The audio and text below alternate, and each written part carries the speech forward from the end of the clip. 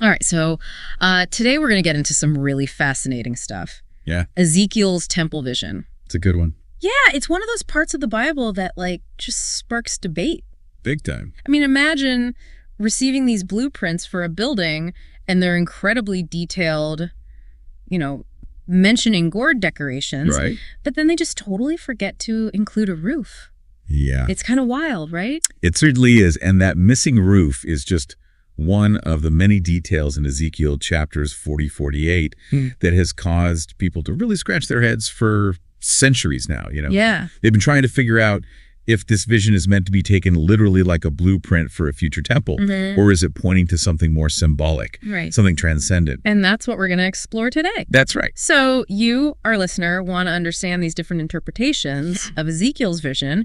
So where do we even begin to unpack this? Well, I think a good place to start is with the arguments for a literal interpretation. A lot of people point to the sheer level of detail in Ezekiel's description.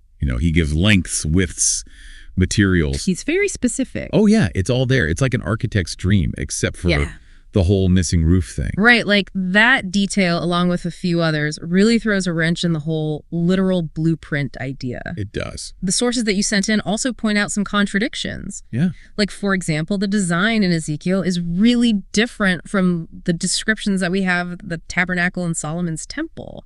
They all share these common elements and proportions that seem to be missing in Ezekiel. You're right. Makes you wonder if that was intentional. Yeah, it's a very valid question. If this is supposed to be like a literal blueprint for a future physical temple, then why deviate so much from those established patterns? Yeah, right. And there's more, the land allocation that's outlined in Ezekiel's vision. Right. It actually clashes with the historically established boundaries of the Promised Land. It leaves out these territories that were conquered and incorporated into Israel during the monarchy. Yeah, it's interesting, isn't it? It is. It's like it's selectively choosing what to include, geographically speaking, almost as if it's operating on a different set of rules or a different reality. It really makes you wonder what Ezekiel was trying to convey here. Yeah. What do you think he was trying to get at? Well, it brings us to another really challenging aspect of the literal interpretation. Yeah. The sacrificial system. Ezekiel's vision includes it, but that raises some really big theological questions. Especially considering the atoning sacrifice of Christ. Especially considering the atoning sacrifice of Christ. Right. Right. So the question becomes, do we still need animal sacrifices if Christ's sacrifice was sufficient? That's a big question. Huge. And it really begs the question, if we're not meant to take the sacrifices literally, could the whole temple be symbolic? It feels like a domino effect. You question one part and the whole structure starts to wobble. Yeah, I think that's a very astute observation. And then we have this mysterious prince figure who keeps popping up. Right. He plays this prominent role in the temple's operation, but in a very peculiar way. Yes, very peculiar. He's responsible for providing the animals for the sacrifices, yet he's restricted from entering certain parts of the temple himself. Yeah. And if you're thinking about this in terms of traditional messianic expectations, it throws up a whole bunch of red flags. Yeah. He also has to pass down his land through his family line. Yeah. It doesn't sound very Messiah-like, does it? Not in the traditional sense, no. And if we try to fit this prince into the mold of the Messiah we expect, it just doesn't quite work. Yeah. His limitations and responsibilities just don't align. And this is where I think a lot of scholars begin to move away from that strictly literal interpretation. Maybe, just maybe, we need to look beyond the physical. Yeah. That perhaps Ezekiel is pointing towards something far more profound. Right. A transcendent reality. Okay, now I'm really intrigued. This is where it starts to get really interesting. Yeah. So let's shift gears a bit and explore these transcendent interpretations. Okay. What might Ezekiel's vision be saying if it's not about bricks and mortar? You know what I mean? Yeah. What if it's about something else? Yeah. So if we kind of move away from a strictly literal reading of Ezekiel's temple, you know, we start to find some really fascinating hints in the New Testament. Like, it consistently reinterprets this temple imagery, and it shifts the focus away from a physical building and towards a deeper spiritual reality. Can you give me an example of that? I'm trying to wrap my head around what that might look Sure. So think about John 2. Okay. When Jesus says, destroy this temple and in 3 days I will raise it up. Right. He's not talking about the literal temple in Jerusalem, is he? No, he's talking about his body. Exactly. He's redefining what temple means. He is. It's a radical redefinition. Yeah. And this metaphor extends to believers as well. The New Testament consistently describes believers as the dwelling place of God's Spirit, that we form a spiritual temple. Right. Passages like 1 Corinthians 3.16, Ephesians 2.1922. So if believers are the temple of God, Yeah. what does that say about Ezekiel's vision? Could it be pointing to this reality of God dwelling within his people rather than a physical structure? It's very possible, and I think it really invites us to consider that Ezekiel's vision might be describing this spiritual reality that transcends, the bricks and mortar. Okay. And this idea of the temple representing something far grander. It's further supported by this idea of the cosmic mountain. Okay, now that's a phrase that definitely piques my curiosity. What exactly is the cosmic mountain? So in a lot of ancient Near Eastern cultures, the cosmic mountain was like this central concept, and it represented the dwelling place of the deity. Yeah, okay. The point from which they ruled and governed the cosmos. Right.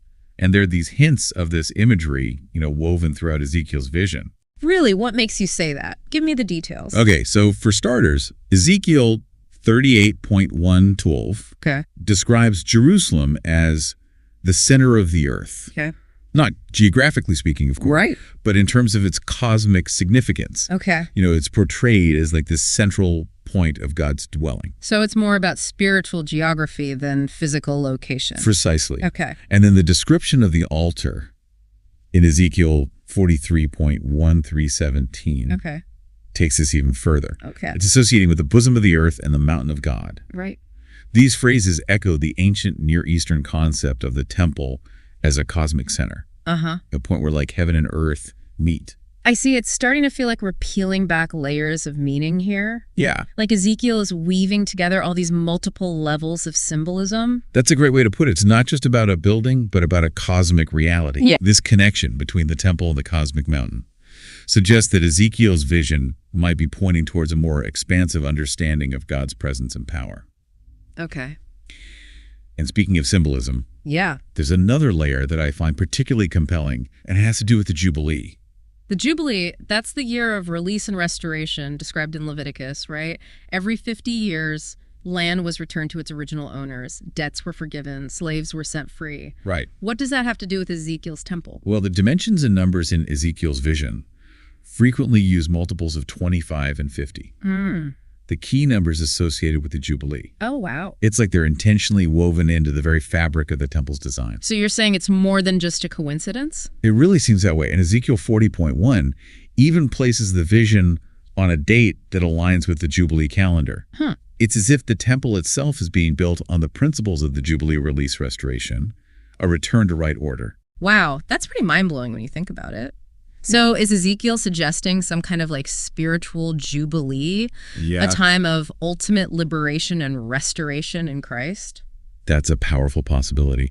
And it's further supported by the way that the tribes are rearranged in Ezekiel 48. Okay. Jerusalem, renamed Yahweh, is placed almost at the center of the tribal territories. Right. Emphasizing its central cosmic significance. It's like he's painting a picture of a world reordered, restored to right relationship with God, a world where those Jubilee principles of justice and liberation are like fully realized. Yes, it's an amazing image. It is. And remember how the prince was strangely restricted from entering certain parts of the temple? Yeah. What if in this transcendent reading, the limitations of the prince aren't about like a single individual, but about the limitations of earthly rule itself? What do you mean by that? What if it's suggesting that true lasting restoration doesn't come through political power or human effort, but through a spiritual transformation that's symbolized by this Jubilee temple, a transformation that originates from God himself and flows outwards into the world. Okay, I'm starting to see the bigger picture here. But how does all of this relate to our listener today? What's the significance of Ezekiel's vision, whether literal or symbolic, for us in the 21st century? Yeah. So we've looked at those literal interpretations of Ezekiel's temple vision. Right. And then we've kind of explored some of those symbolic or transcendent interpretations. Yeah. Where does that leave us? What's the takeaway for our listener today? Well, I think Regardless of how literally we understand Ezekiel's vision, Yeah. it ultimately points us to a profound truth, that we are the dwelling place of God's Spirit. We are the temple. That's a pretty radical concept when you really think about it. It really is. But if we are the temple, Yeah. then that means we are the place where God's presence resides, the point from which his transforming power flows out into the world. So it's not so much about a physical building, but about us. Our hearts, our actions, our very lives. Exactly. We become living stones, as Peter puts it, built into a spiritual house. Right. And just like the Jubilee brought release and restoration, Yeah. we are called to be agents of that same renewal in the world around us. Okay, but how do we live that out? What does it look like to be a walking, talking temple of God? It feels a bit overwhelming to even think about. That's where I think the concept of the cosmic mountain becomes incredibly practical. Okay. Remember, it represents the place of God's rule and reign. Yeah. If we are the temple, Right. then we are called to be a reflection of that divine authority and power, Okay. but not in a domineering way. So not about lording it over others, Right. but about how do we reflect that authority without becoming authoritarian? It's about embodying God's love, justice, and mercy in everything we do. Uh-huh. It's about being a source of healing, Yeah. reconciliation, and restoration in a broken world. So it's less about wielding power and more about reflecting God's character. Precisely. It begins by recognizing the sacredness within ourselves Right. and within every person that we encounter. It's about seeking justice for the oppressed, Yeah. showing compassion to the marginalized, and working towards a world that reflects God's heart. That makes sense. So it's less about wielding power and more about reflecting God's character. Yeah, and I can see how that connects back to those Jubilee themes of release and restoration Yeah. we've been talking about. It's like taking those principles and making them a lived reality. Exactly. It's about dismantling systems of oppression, breaking the chains of poverty and injustice, and offering freedom and hope to those who are captive to despair. It's about living out the reality of the Jubilee in every aspect of our lives. And that brings us to our final provocative thought for you, our listener. How might understanding the concept of the cosmic mountain, Okay. not as a physical place, but as a spiritual reality within you, change how you view your role in God's plan for the world? What does it mean for you to be a temple, a dwelling place of God's presence in the here and now? That's a powerful question to leave our listener with. Thanks for joining us on this deep dive into Ezekiel's temple vision. It's definitely given me a lot to think about. It was a pleasure.